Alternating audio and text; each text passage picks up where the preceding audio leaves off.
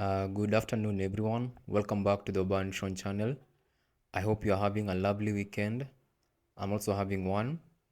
I want to apologize first for the absentia in terms of producing content that is supposed to be helping you in terms of improvement of your health. But today we are back on track, and I'll try to keep up with the pace that every week we'll be having a new video being uploaded that will be concerned about on matters of nutrition, on matters of your health and lifestyle. So in today's video, I'll be sharing the causes of a large waist circumference. The ideal waist circumference for both men and women is supposed to be less than 100 centimeters. You can measure your waist by taking a tape measure. You can find a tailor's tape measure and just put it around the navel.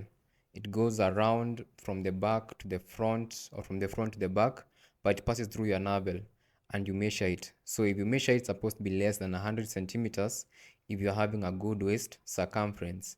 If it's more than that, that is indicating you're having abdominal or truncal obesity. So there are several factors that will contribute to you to having abdominal or truncal obesity, and there are 5 of them. The first thing is that if you are consuming sugar or high fructose corn syrup. So high fructose corn syrup, you can find it in sweets, jam, sodas, juices, energy drinks, flavored yogurts.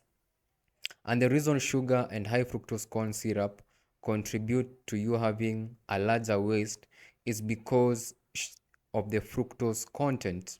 Now, fructose is a type of sugar that makes sugar actually taste sweet.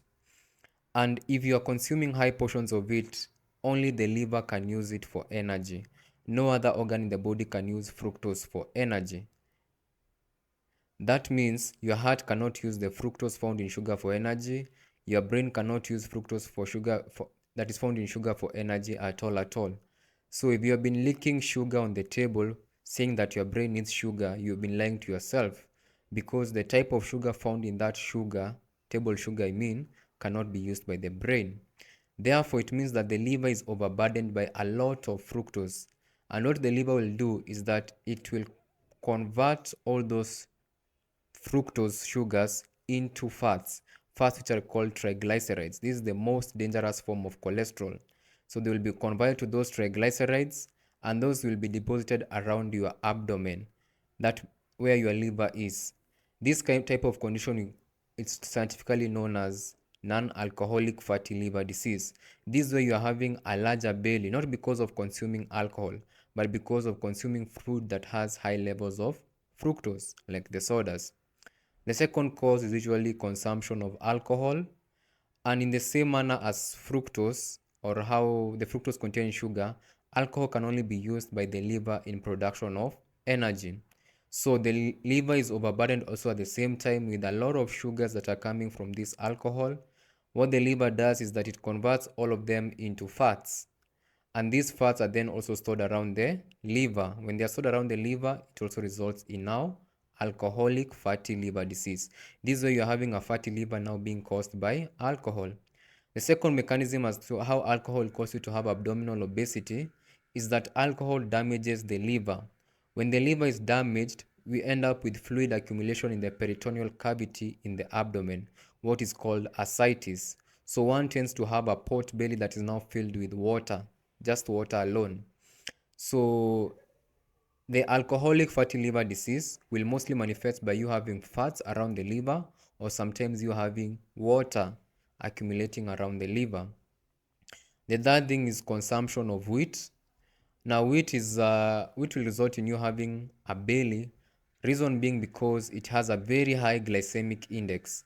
I shared in a previous video that wheat will spike your blood sugars levels very quite faster than table sugar. So it means that if you are to compare taking sugar in your tea versus taking wheat, the sugar in wheat is actually digested quite faster. This means that all those sugars, they get into the bloodstream very quickly, resulting in a panic state inside the body.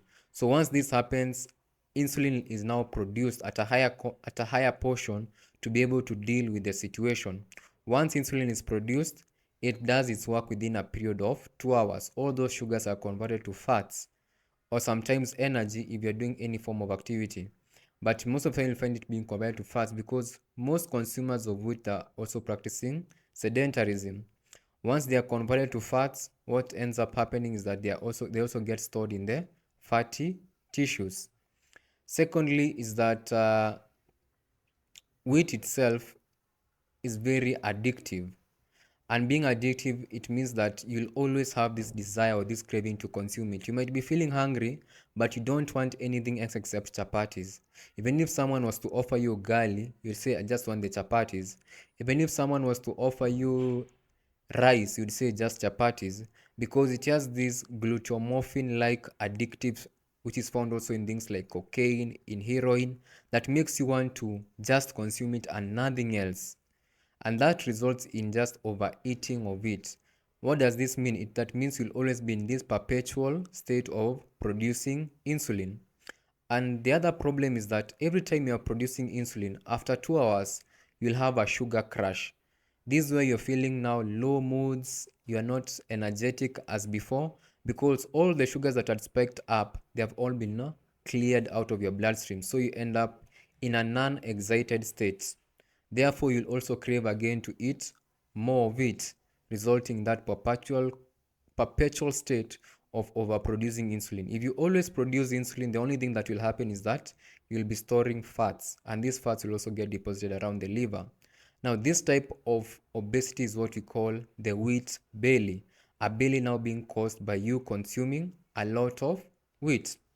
The other biggest problem with wheat is that also its majority of wheat products, they are made up of sugar. I mean table sugar itself. When you're preparing cakes, you make it with table sugar. When you're preparing bread, you make it also with table sugar. What is the problem with that? Is that you're also feeding fructose into your body at the same time. The sugars in wheat plus fructose.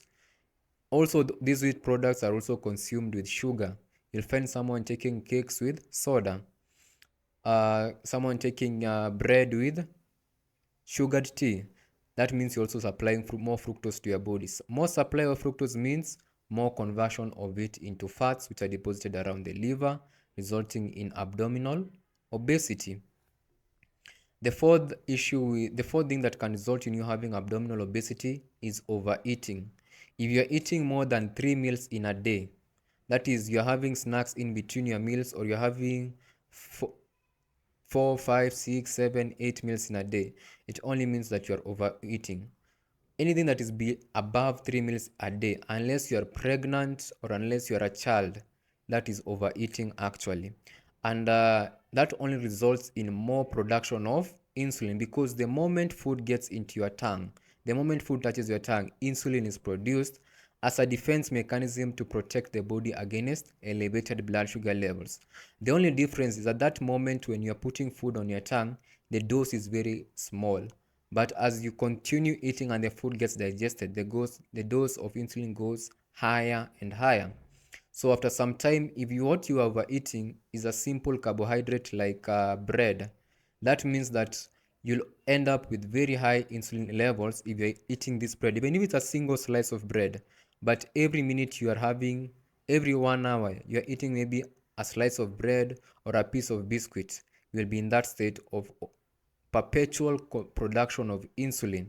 The only problem with continuous production of insulin every hour or every minute is that you'll only end up with more fat storage.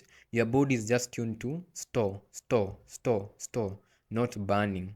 That only results in abdominal obesity again.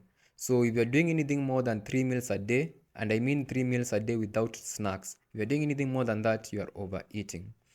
The fifth cause is now sedentarism, which I'll discuss as the last one. This is where people are stuck in a lifestyle of not moving. There's no movement practically. Instead of walking, they use the car or they use the motorbike. Instead of using the staircase, they opt for the lift.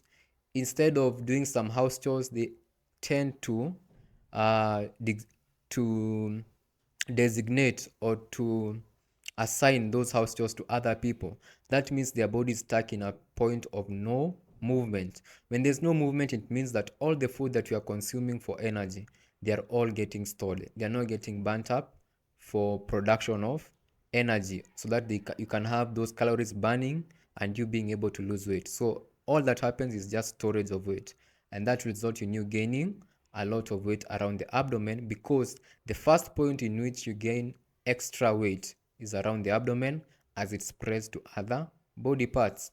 So those are the 5 main causes of why you might be having abdominal obesity. And abdominal obesity is a situation in which your waist circumference is above 100 centimeters. If you are doing one of the 5 things, try to change it as early as possible, because the more you ignore the situation, the more risky it becomes in terms of your health, including of those internal organs like your liver, your kidneys, your heart, your lungs. It only becomes more of a problem in the future and very expensive. So thank you for watching this video, and see you next time. Remember to subscribe and share this video with a loved one or a friend. See you next time.